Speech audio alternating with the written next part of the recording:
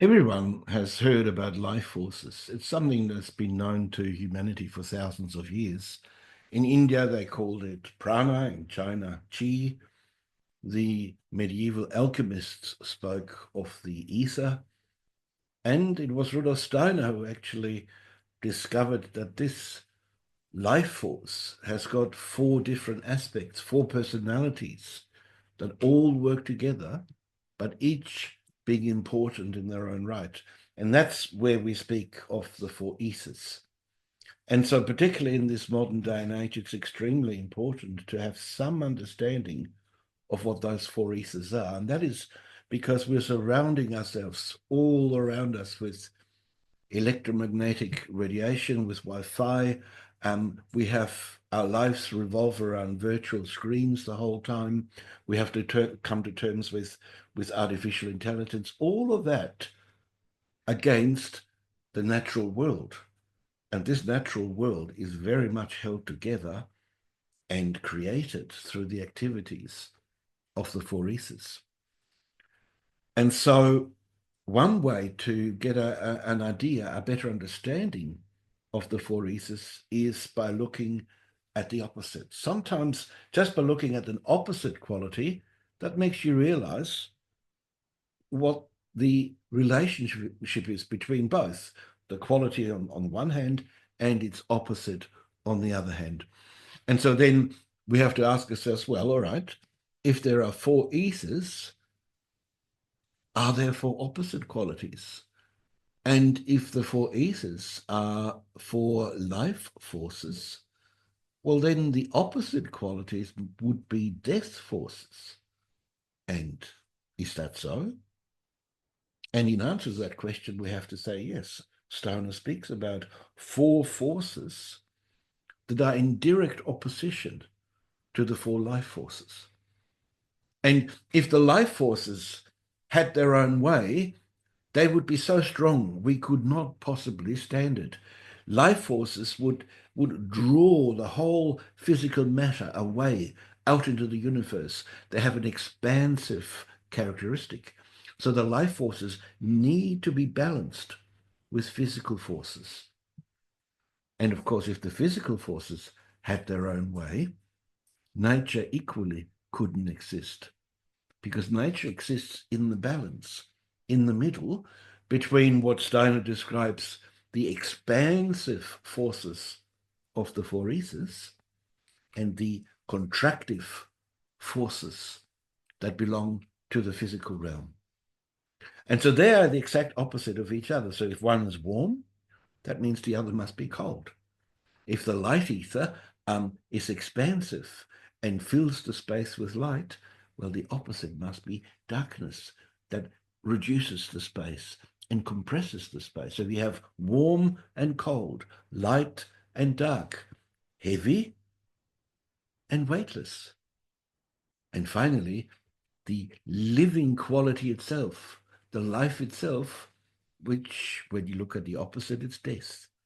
So ultimately, there are not just four life forces, but there are also four physical forces, we could call them, that work together to cause death. And these are the forces of coldness, density, weight, and fragmentation. And each one of those works in direct opposite to the four ethers. And they're important forces because, look, death is a normal part of nature. If it wasn't for death, nothing new could ever arise. The fact that we die as human beings is a blessing, because if we couldn't refresh ourselves and derive new impulses and new energies from our in-between lifetime sojourn, we would soon run out. We would run out of new ideas, run out of impulses. We could not live our lives. Just like if we didn't sleep, we couldn't go on without having sleep intervening in our day activity. And so in a way, that's a true analogy. When we sleep, we die as far as our senses are concerned. And then when we wake up again in the morning, we're reborn into this physical 3D environment. And so that's when we speak about the four ethers purely as life forces. But you see, in the spiritual universe, everything is connected. Life forces, soul forces, spiritual forces, they all relate to each other. And so it's very interesting that just as we can look at the four ethers purely from a physical and an etheric perspective, we can also look at them from a soul perspective. So, for instance, take warmth and warmth ether, and its opposite, cold. And when you look at warmth, you realize warmth has an expansive quality. Everything that warms up expands, and it softens. And the opposite to that is the coldness. It has exactly the opposite effect. It shrinks everything. And just like warmth makes something soft, cold hardens it. Everything that is frozen cold becomes hard and brittle, and everything that is warmed up becomes soft, and iron eventually melts. It expands, melts, becomes soft in the heat, you see? Now, the interesting thing is this quality that I've just described to you about warmth, that actually is not just a physical quality. It's a spiritual quality. And being a spiritual quality, it can express itself in our soul, it can express itself in the etheric realm, and it can express itself in the physical realm. And so in the realm of soul, we also speak of warmth. And what is the effect of warmth in the realm of soul? It's also expansive. It's when feelings, what are the kind of feelings that generate warmth? It's feelings of generosity, feelings of kindness. When we open ourselves up to people, look at my gestures. These are all expansive gestures. That's warmth on a soul level. It's equally expansive. In this case, just it's expanding our soul, whereas in the material, physical context, it is expanding matter. And the same applies to the opposite. What's the opposite of warmth on a soul level? When do we feel cold?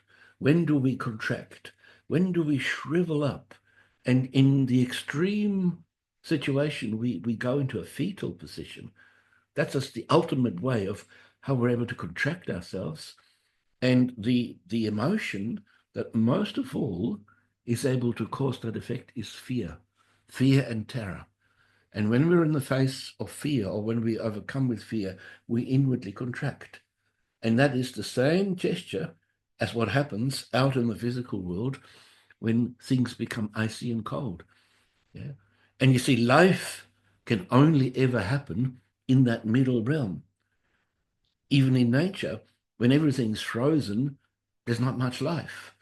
In the opposite, if everything was heated up and go beyond where life is possible, if the sun forces all of a sudden were so strong, everything would die, like in the desert.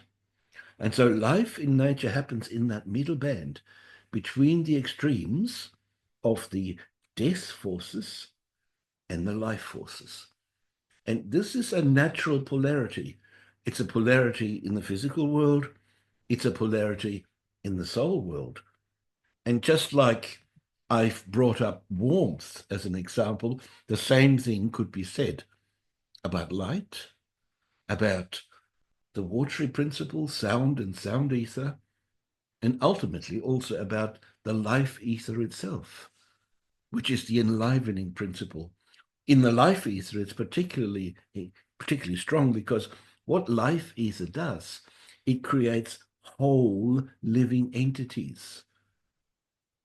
And in a living entity, that means every little part is meaningful because it is a part of a whole.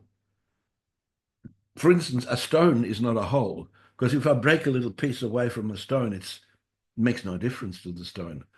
But if I pull the arm or the leg out of an existing living organism, that makes a big difference because it is a whole. The life ether is what keeps this whole together in a meaningful way. And what does the opposite force of that do? It is the force that breaks everything up. the force of fragmentation. And that's what happens ultimately when death arrives. We go cold, we become dense, we are heavy, and we begin to fragment back into dust. We atomize. That is the ultimate death force, you see.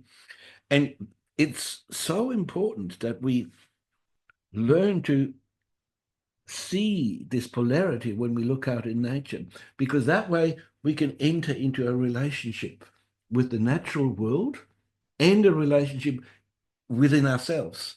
And that is so important, particularly in this modern age when we're surrounded all around us with electromagnetic radiation. We've got the 5G phone towers, there's Wi-Fi everywhere. The moment we step through the door in our homes, we look at the mobile the whole time. We don't know anymore what's real, what's deceptive. Is it a computer-generated image? Is it a real person speaking on the screen? Or is it an artificial virtual reality? We're entering into this highly technological society. And so one way that Steiner described is the more we sink into this technological realm, the more important it is for us to raise ourselves above it. We cannot avoid it. We cannot go like some sections, for instance, the Amish in America. They have rejected technology and still drive around in horse carts. And they may like to live like that. That's their choice. But humanity as a whole would not be able to do that. So we cannot reject all the modern technologies, but we have to learn to raise ourselves above it. And our relationship to the natural realm, and particularly to the four ether, and what that means in our relationship to ourselves and to nature, that is extremely important. And that is part of being a modern human being, to live an effective and an empowering life that recognizes our spiritual sovereignty. We're not just physical robots placed into this material world. We are spiritual beings with tasks and responsibilities. And that's where it is so important to develop that understanding and that perception of life forces and the four ethers in our everyday lives. And that's also what we often talk about in our modules, and where we can then take it into much greater detail.